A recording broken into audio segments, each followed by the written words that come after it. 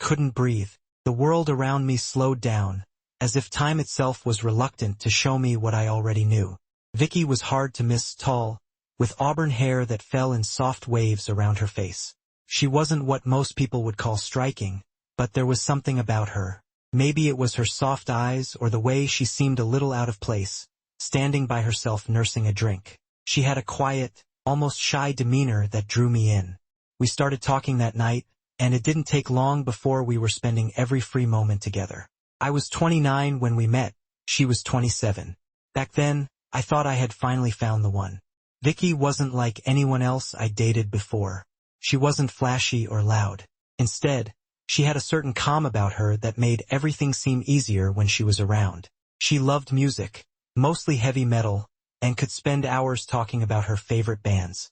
I wasn't as into it, but I liked hearing her passion when she spoke. I learned that she'd had a rough few years before we met. She'd bounced between jobs and struggled to make ends meet. I respected her for holding on and doing her best, and I wanted to be the guy who made things easier for her. For the first few months, it was like a dream.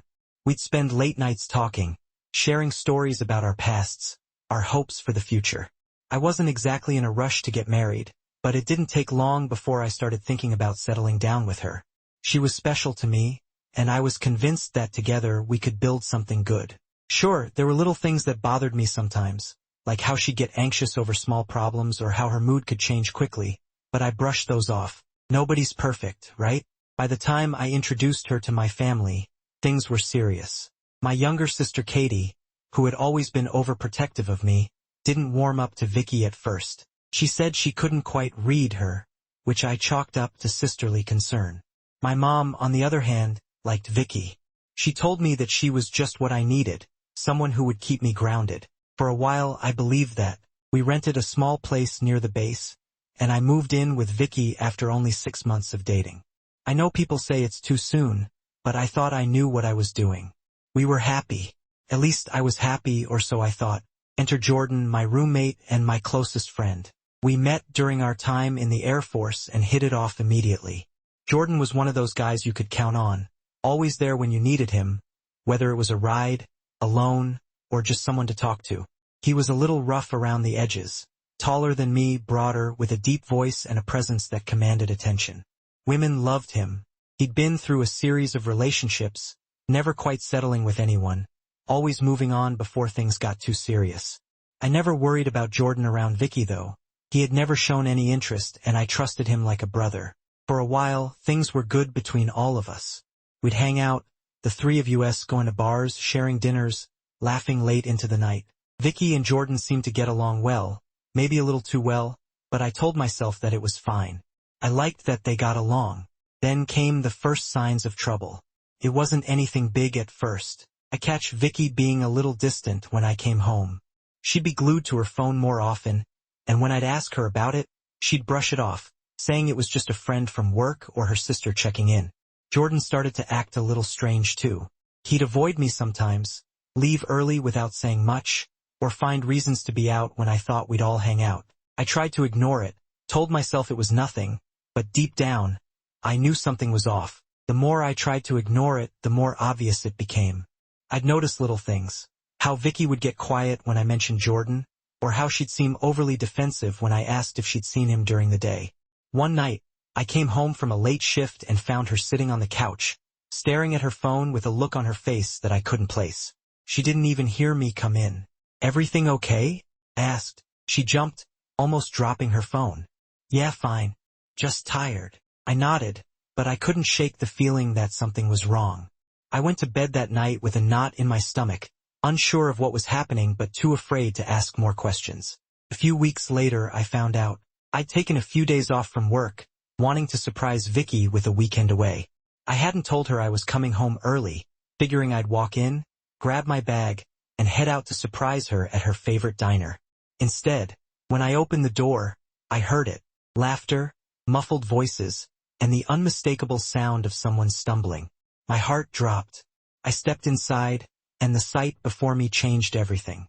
There, on the couch, Vicky and Jordan, tangled up together, laughing like I didn't even exist. I stood frozen, my heart pounding in my chest. I couldn't move. My brain told me to react, to do something, but all I could do was stare at them, my body rooted to the spot.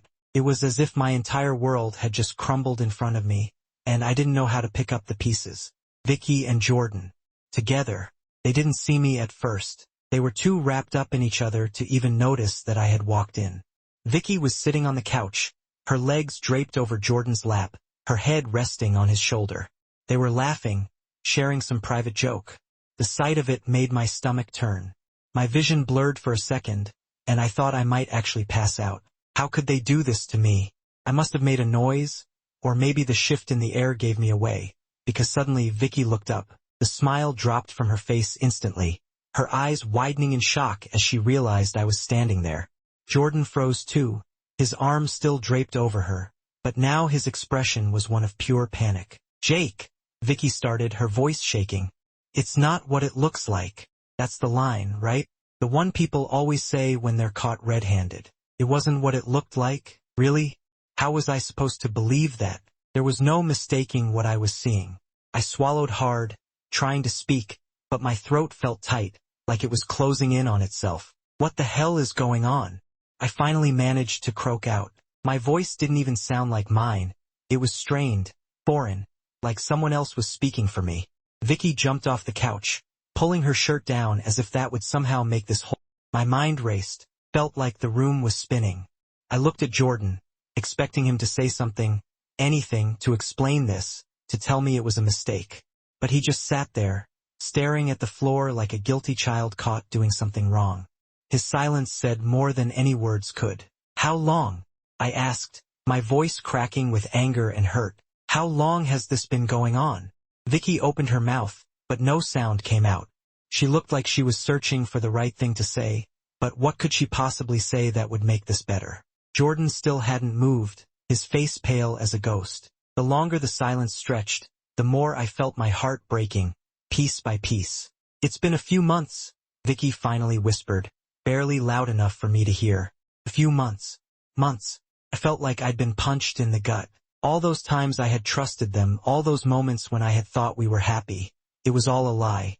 They had been carrying on behind my back for months, and I hadn't even seen it. How could I have been so blind? What the hell, man? I turned to Jordan, my anger now boiling over. "How could you do this? I trusted you. You were supposed to be my friend." Jordan finally looked up, his face twisted in shame. "I didn't mean for it to happen, Jake," he said, his voice low. It just happened. It just happened?" I repeated, my voice rising. "That's all you've got? You've been sneaking around with my girl for months, and all you can say is it just happened? Are you serious?" Jordan looked like he wanted to disappear into the couch. He didn't have an excuse, and I didn't want to hear one anyway. Nothing he could say would fix this. Vicky was crying now, tears streaming down her face as she tried to come closer to me. "Jake, I'm so sorry," she sobbed. "I didn't mean to hurt you. I never wanted this to happen." I took a step back, not wanting her anywhere near me. "Then why did you do it?" I shouted, the words ripping out of me before I could stop them. "If you didn't want this to happen, why did you keep doing it? Why didn't you just tell me?" "I don't know," she cried, covering her face with her hands. "I was confused. I didn't mean to fall for him, it just happened. I still love you, Jake, I swear. Stop." I cut her off. "Don't say you love me." I turned to leave. I had to get out of there before I lost it completely. The betrayal, the lies, it was too much. But as I reached the door, I heard her voice again. "Jake, wait. Please don't leave. We can fix this. I know I messed up, but we can work through it, can't we?" I stopped, my hand on the doorknob, but I didn't turn around. Part of me wanted to believe her, wanted to think that somehow, after all of this, we could still fix things.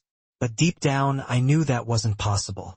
How do you fix something that's been shattered beyond repair? Without another word, I walked out the door, slamming it behind me. I didn't know where I was going or what I was going to do. All I knew was that I needed to get as far away from them as possible. I drove for what felt like hours, the weight of everything pressing down on me like a physical burden. My mind was a storm of thoughts, memories of Vicky and Jordan flashing through my head like scenes from a movie. The nights we had all spent together, laughing, drinking, just being friends. How could it have all been fake? I replayed every moment, trying to figure out where I had missed the signs. Had I been too trusting? Too naive? Maybe. But I had loved her. I had trusted both of them. And now that trust was completely destroyed. I ended up at a park on the edge of town, one of the few places that was quiet enough for me to think. I parked the car and just sat there for a long time, staring out at nothing. My hands were shaking, and I felt sick to my stomach. The betrayal cut deeper than I ever thought possible. It wasn't just that Vicky had cheated, it was who she had cheated with, the person I considered my best friend. Instead, I did something I hadn't done in a long time. I drove to my old family house. It was empty now, but I still had the keys. My parents had moved away a few years ago, leaving the place behind, but it had always been home to me.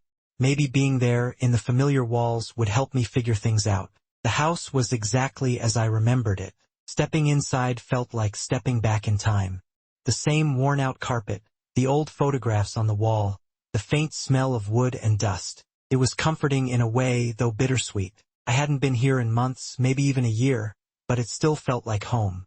I collapsed onto the old couch in the living room, my mind racing with everything that had happened. What was I supposed to do now?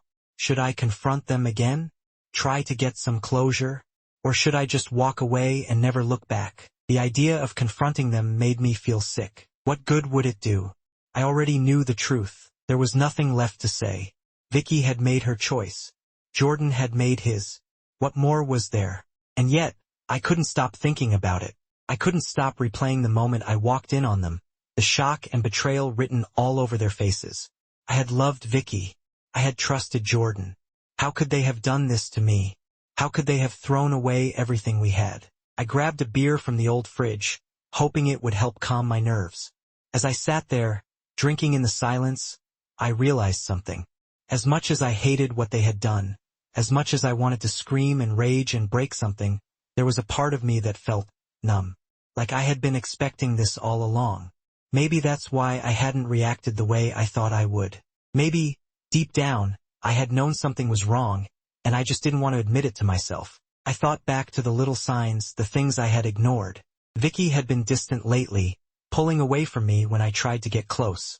She'd started spending more time on her phone, more time away from the apartment, and whenever I asked her about it, she'd brush me off with a quick excuse. And Jordan, he had been acting strange too. Avoiding me, disappearing for hours without telling me where he was going. But I had trusted them. I had wanted to trust them. I finished the beer and grabbed another one, trying to drown out the thoughts, but they kept coming, relentless. What had I done wrong? Was I not enough for her? Had I missed something? Maybe if I had been more attentive, more present, she wouldn't have turned to Jordan.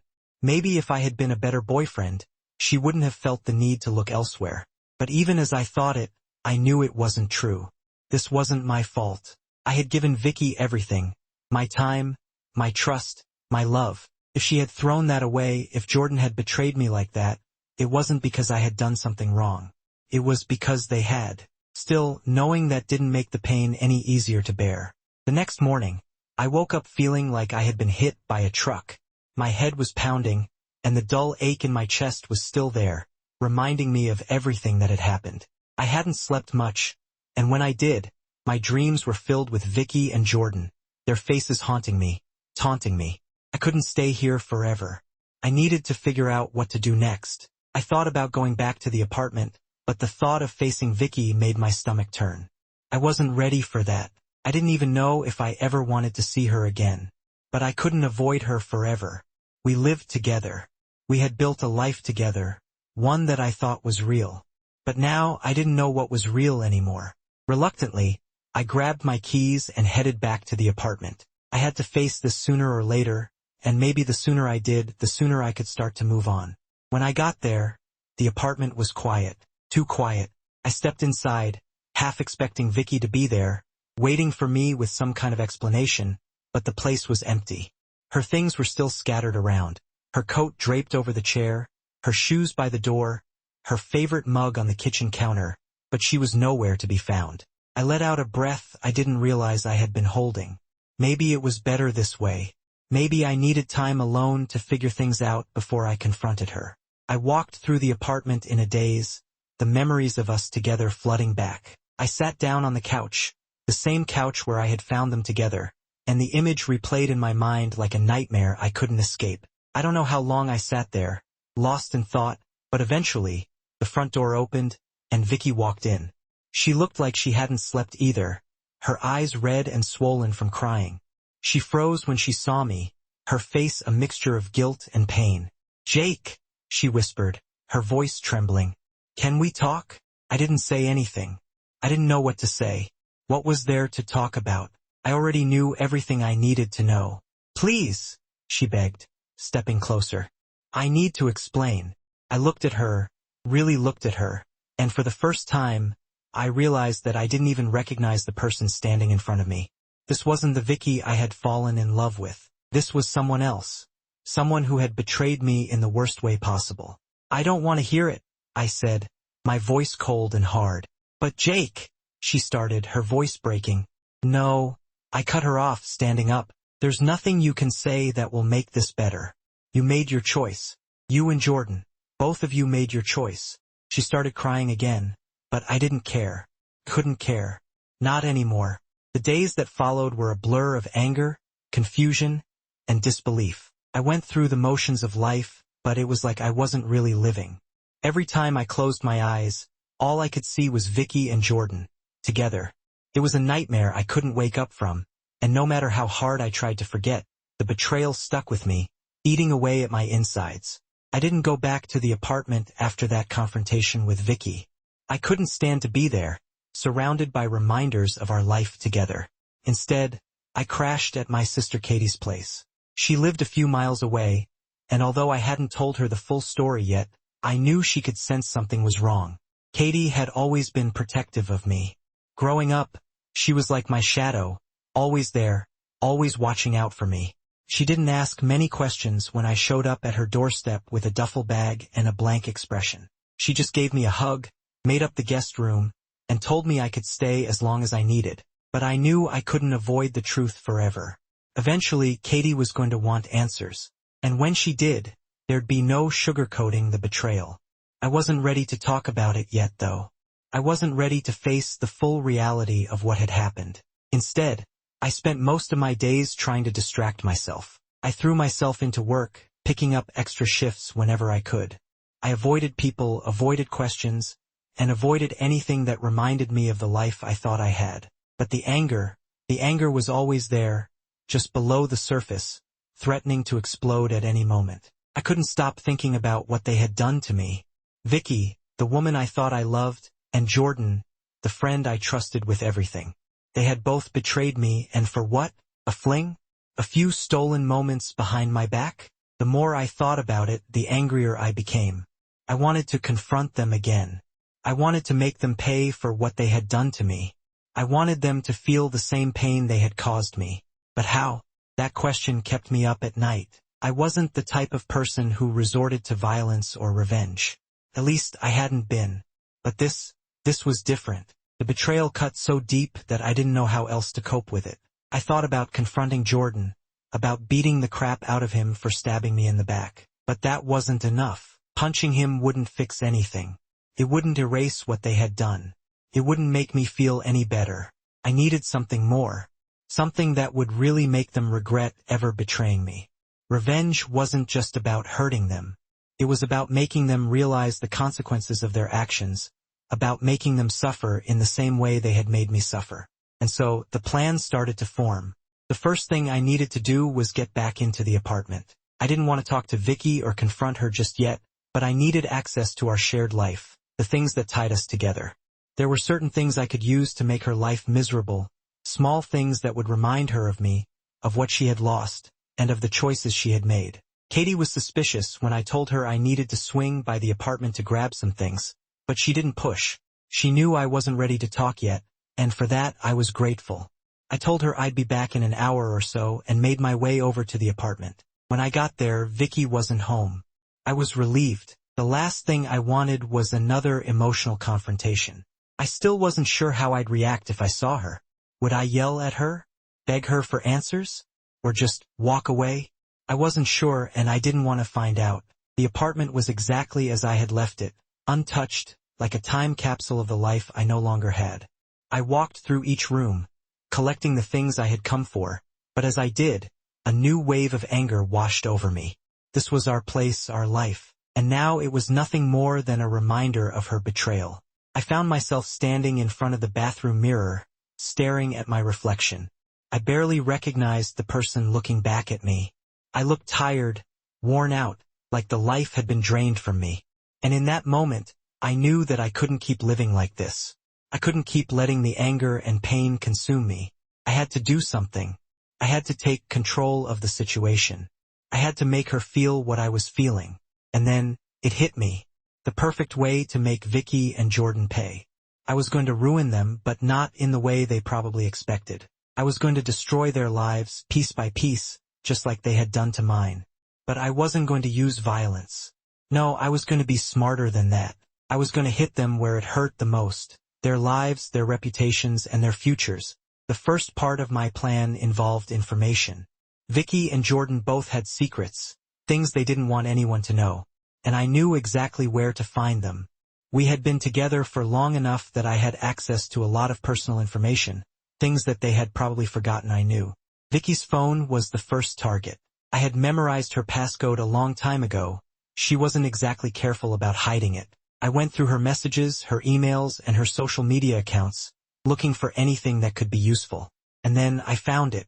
Vicky had been hiding more than just her affair with Jordan. She had been keeping secrets from me for months. Financial secrets. She had racked up thousands of dollars in credit card debt, using cards I didn't even know she had. And not just small purchases either. She had been spending money on luxury items, expensive clothes, and things we couldn't afford. She had been hiding the bills from me, stashing them away in a drawer, probably hoping I'd never find out. But now I had the evidence. She was in deep financial trouble, and I knew exactly how to use that against her. Jordan, on the other hand, was hiding something even worse. He had always been a bit of a party guy, but I had never known the extent of it. As I dug deeper into his social media accounts, I found messages, photos, and videos that painted a much darker picture of who he really was. Jordan had always been careful about keeping his private life separate from his public persona, but now I had access to everything. I had the power to destroy him, and I wasn't going to hold back. The second part of the plan involved using that information against them, but not all at once. No, I wanted to take my time, make them sweat. I wanted them to feel the fear, the uncertainty, the paranoia that came with knowing that someone had the power to ruin their lives at any moment. I started small just to test the waters. I sent Vicky an anonymous email, letting her know that I knew about the affair, about her financial troubles, and about the debt she had been hiding. I didn't reveal who I was, but I made it clear that I had the evidence and that I could expose her at any time. Her response was immediate. I watched from a distance as she panicked, frantically trying to figure out who had sent the email. She called Jordan. I'm sure of it, because I saw him leave his apartment later that day, looking stressed and agitated. They had no idea it was me.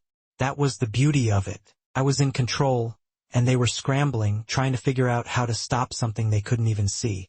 I waited a few days before escalating things. This time, I targeted Jordan. I sent him a series of messages, pretending to be someone from his past, someone who knew about his illegal activities. I hinted that I had evidence that could land him in serious trouble, that I could go to the authorities at any moment. Jordan didn't take it well. I watched as he grew more paranoid, looking over his shoulder wherever he went. He started avoiding his usual hangouts, probably trying to lay low until he figured out who was behind the messages. But that was the beauty of it, he would never know. I was always one step ahead of him, and I wasn't going to stop until I had completely destroyed him. The next step was to hit them where it hurt the most, their reputations. I had enough dirt on both of them to ruin their personal and professional lives, but I wanted to be careful. I didn't want to expose everything at once. I wanted to slowly chip away at their facades, let the cracks show little by little until there was nothing left. I started with Vicky. She had been working at a local restaurant as a hostess, and from what I could tell, she was well-liked by her coworkers. But that was about to change. Using the information I had gathered from her phone and emails, I created a fake social media account and started spreading rumors about her financial troubles, about the debt she had been hiding, and about her relationship with Jordan.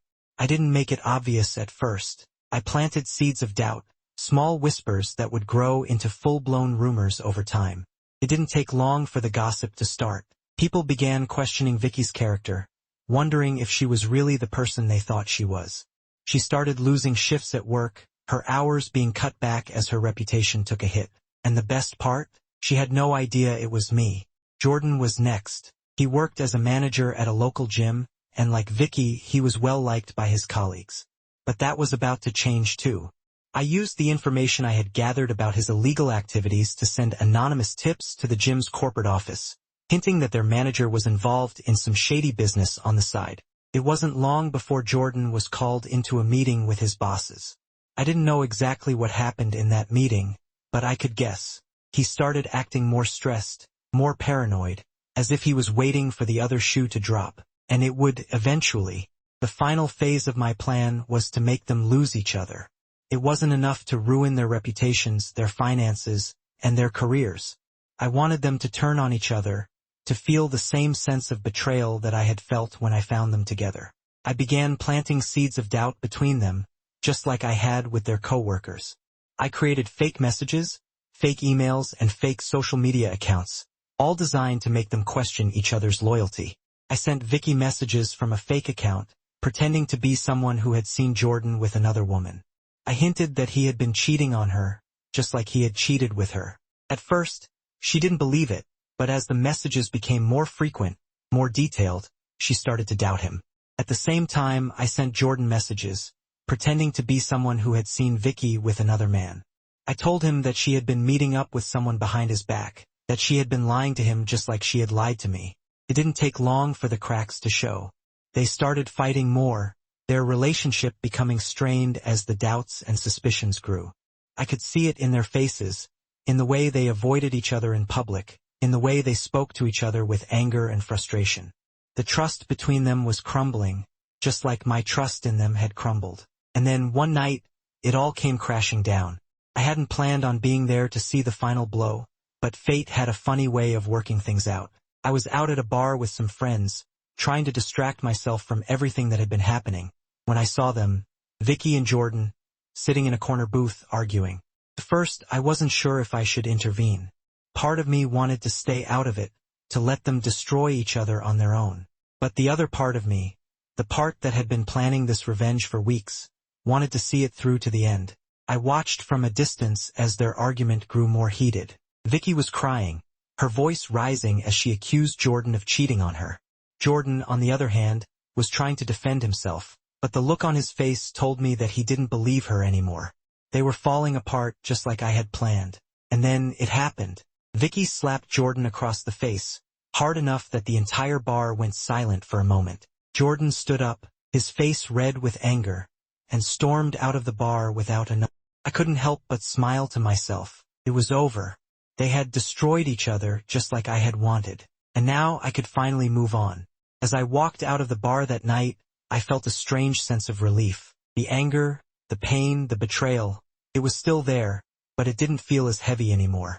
I had taken control of the situation. I had made them pay for what they had done to me, and now I could finally start to move on.